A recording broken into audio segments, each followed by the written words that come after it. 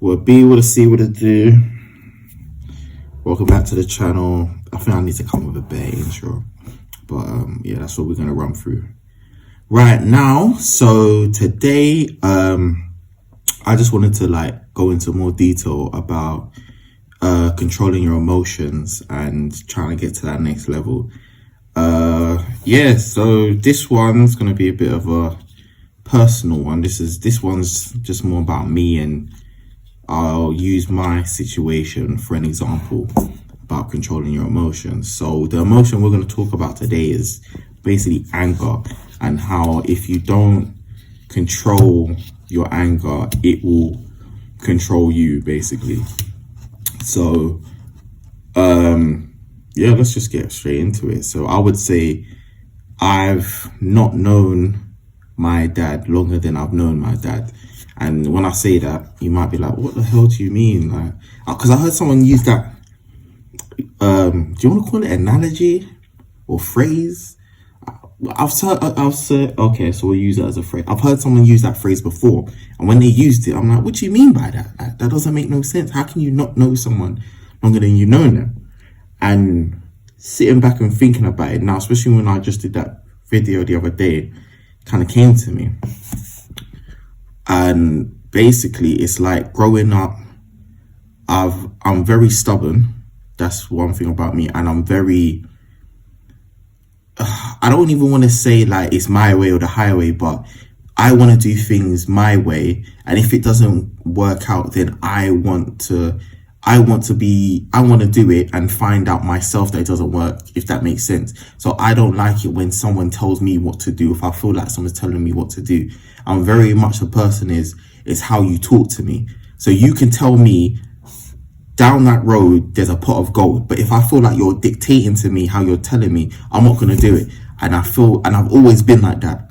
And that's the reason why me and my dad have always clashed, I feel, because from like 3, 4, I could just remember he will tell me to do something and I'll just be like, no.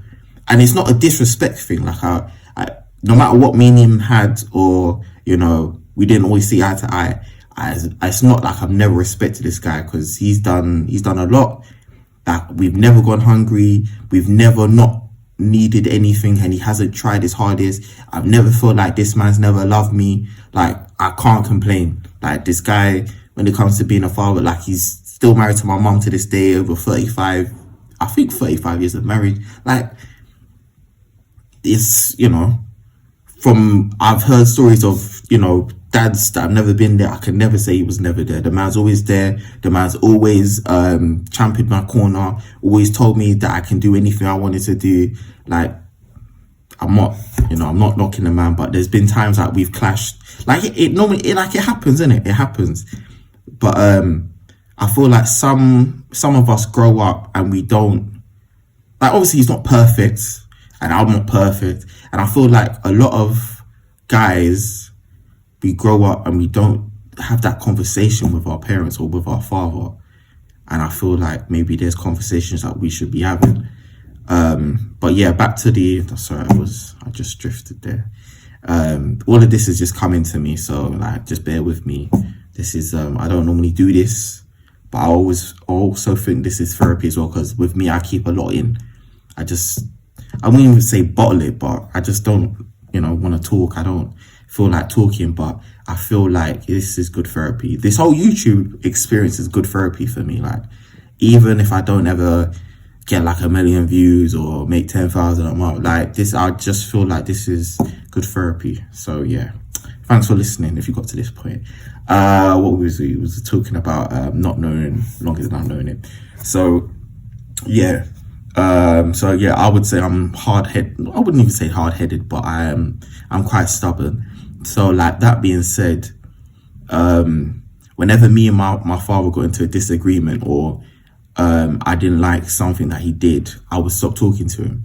And it wouldn't just be like 1 or 2 days. Sometimes would be months.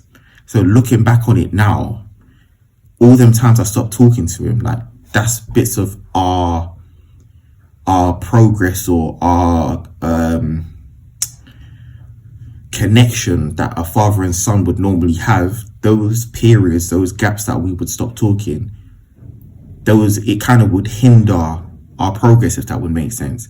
So there's so much stuff that's happened that we've kind of just, and it was kind of me just not talk, like I would just get the hump and I'll be like, cool, we're not talking, or I would just give very minimal effort.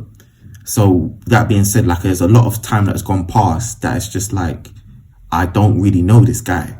Like I know bits of him or he knows bits of me, but there's just so much that's gone past that I've just allowed to go past, not knowing of this guy. And I have to give shouts out to my cousin, because he's always said to me, oh, just, reconnect, and he's a good guy, and, pushing us to, just like to get closer. And, I would say this to a lot of people that are in similar situations, is sometimes our fathers haven't had the best, upbringings. So they have the intentions to do well, but they haven't been shown, or a lot of the way that they are parenting is on the go, if that makes sense. It's I don't even want to say it's on the go, but it's first hand. It's their first time. They're learning as they go, basically, and they always have the best intentions for you. And I would say, if you don't do it now, do it kind of soonish. Just pick up the phone and just have a conversation, even if it's even if you want to vent, because if you hold stuff in, like your emotions, and the emotion is that I'm talking about is anger, it'll come out. And that's what happened to me, that I bottled so much in for so long, I didn't even know what effect it was having on me. So basically, years would go by from age of 4. We would talk, stop talking. I would hold stuff in. And my dad would always used to say to me, you got a chip on your shoulder. You need to let things go. And then I would just be like, what are you talking about? Like, and I never really understood it. But getting older and going through certain stuff, I get what he means. Like when he meant like let it go, like it was just eating me up inside, but I didn't know. So me and him might have some petty disagreement, or to me it was serious, but to him it was something petty.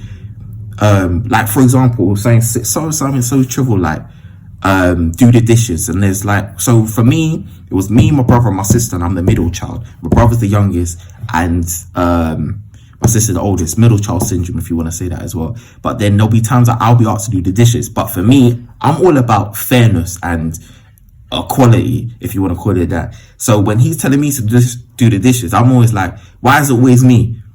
It's always me doing the dishes. What about my brother? What about my... And that was my whole thing. Like, it's not fair. It's not fair. But that might be such a small thing. My dad's asking me to do something to help around the house, but he's asking me to do something small like the dishes. And then I'm just like, I don't want to do that, because to me, in my world, it's not fair. But then he's telling me something like, just do the dishes to help out. I've cooked, I've done this, I've paid the bills, I've got this going on. I'm trying to do this for the family, but I don't see what's going on. So he's telling me to do that, and I'm just getting the And then those little things, he's telling me to do something I don't want to do, because I'm in my head, I'm thinking it's not fair. I'll stop talking to him. A day might go past, a week might go past, a month might go past, and stuff like that. Build up. And because we don't address it, or because the way I am, I had never really let it go, and it was never addressed, other stuff will come up. So he might say something else, and then boom, boom, boom, and then it's just a snowball effect. And it gets to a point where I'm so wrapped up in this emotion of anger. My only release was going to the gym. So as I'm going to the gym at the age of, so from the age of 4, 16, 18, I want to say to my early 20s, 21, 22, I think, when some incident happened that I'll get to.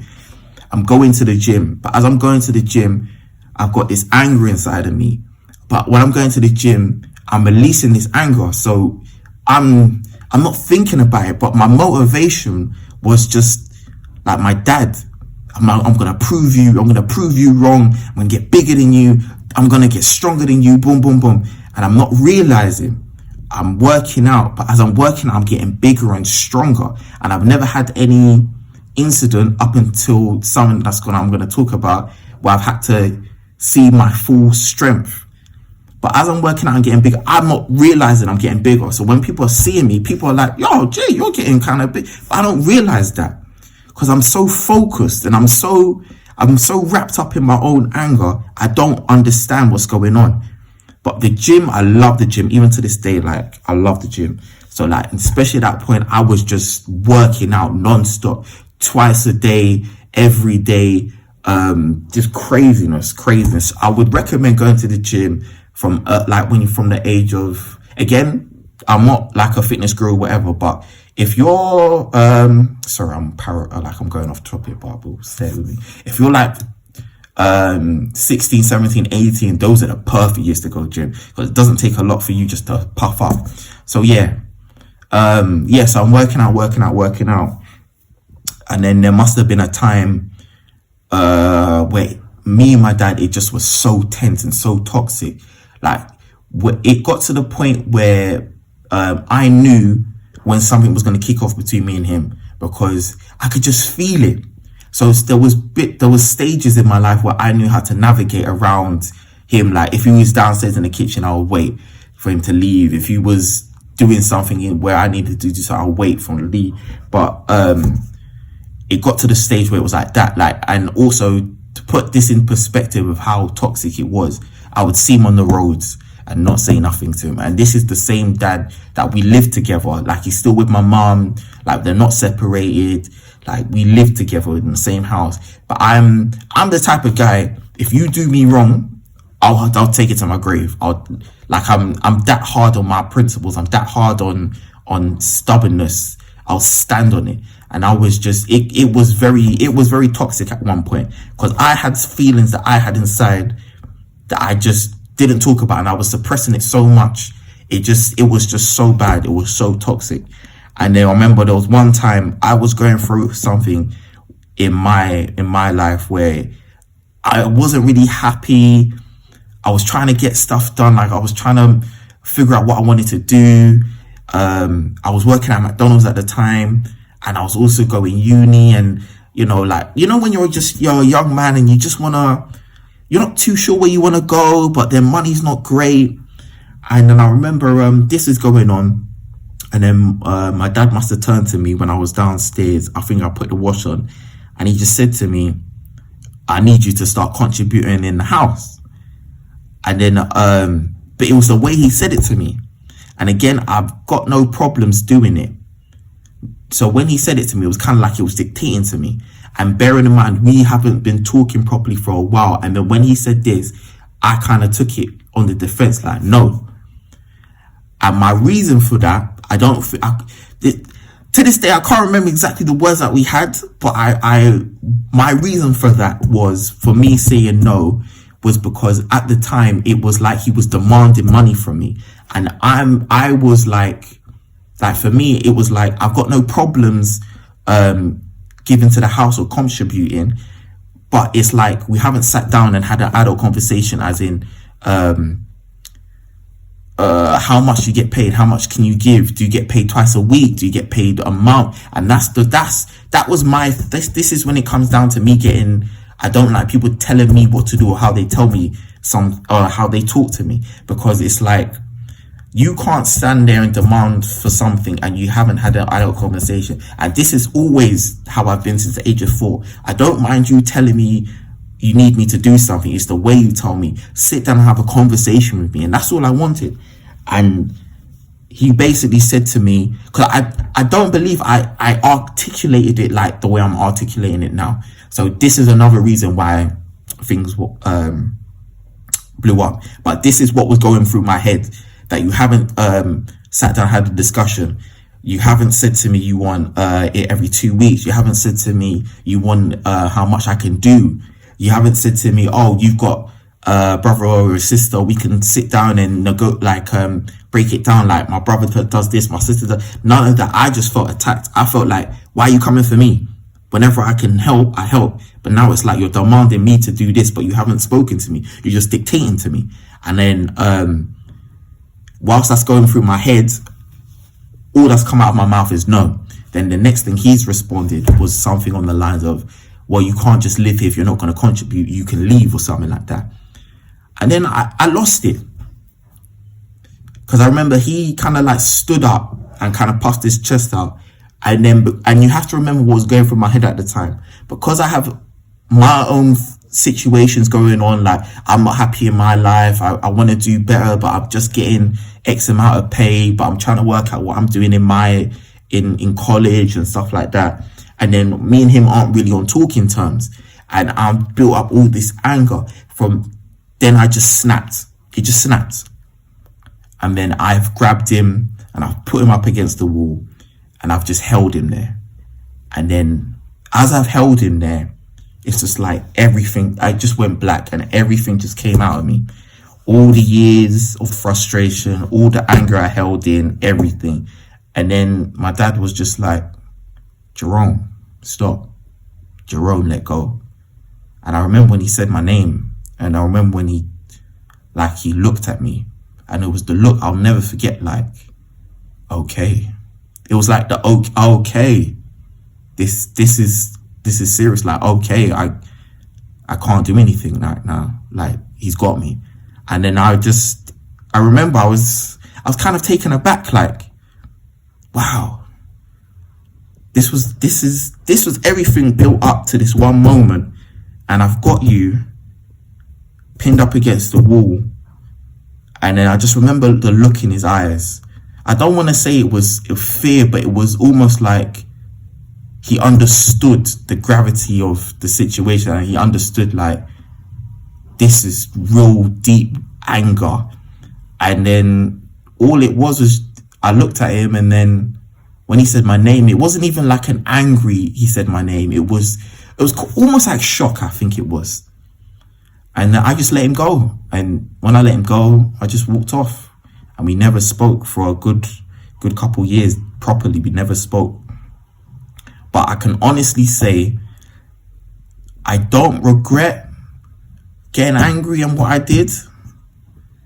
But if I was to do it again, I would do it differently, if that makes sense. I don't regret what I did, because for me, after that, it just let everything, because I built up so much anger, I just released it. But I am happy that I didn't get physical, in the sense of that I threw fists or anything like that. Like, I don't wish anything bad on him, and I don't feel, I'm not trying to glorify disrespecting your fathers or anything like that. But I do feel like sometimes we need a release. Like, even if it's just shout, we just need to let something go before it gets to the stage that it got to. So if we just sat down and have a conversation, even if it was a shouting match, and I was just able to say what I wanted to say, cool.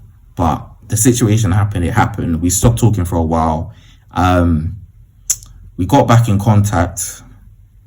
I can't remember exactly how it happened, but yeah, so after that situation, I moved out, and I lived with friends for a little bit. Kept in contact with my mom. She didn't really know too tough what was going on, but she knew bits and pieces. Kept in contact with my sister and that, but I just distanced myself. But I always have to say thank you to Chad, because this man helped me, and he didn't have to help me, and he doesn't understand how much he helped me. Because when I was going through what I was going through and I wasn't really living at home, he helped me move from different houses. There was one time I didn't have anywhere to go, even though it was for one day. Like, as soon as I left my house, my parents' house, from that incident, I had nowhere to go. So I literally called Chad. I stayed at his for a bit. I didn't tell him. I don't think I told him exactly until I got to his house and we was playing FIFA and that, and it was time to leave. I literally said to him, like, Chad, I didn't go into too much detail, but I literally said to him, Chad, can I stay the night? And he literally just turned to his mom, like, God bless his mom. And without any hesitation or doubt or anything or arming and art, he just said, yeah, sure. And I stayed the night. Like, just that alone, like, Chad, I'm forever grateful. Like, I don't know how much you realize how much you really helped that day. Like, and that's what it is. Sometimes you need friends like that in your life that are just, without a doubt, without a question, they just boom. Like, Chad, I'll forever love you, bro. Like, you really helped me out that day. And he's always been there. Like, Chad is one of these guys, like, you'll see him in some of my videos sometimes. He's just he's a good human being, fam. He's just got that good soul. Like, he's a great guy, fam. He's just a great guy. So yeah, then time gone by, we reconnected. Then we kind of sat down and spoke, and yeah, and then as you get older, you just, life happens, innit? And then yeah, so as you get older, you just learn to move. Well, this is the thing, everyone's different. Some guys never grow up, some guys never learn, some guys never have stuff in their life that helps them develop. But I feel like that was my personal development in in that part of my life, of that stage of my life that I needed.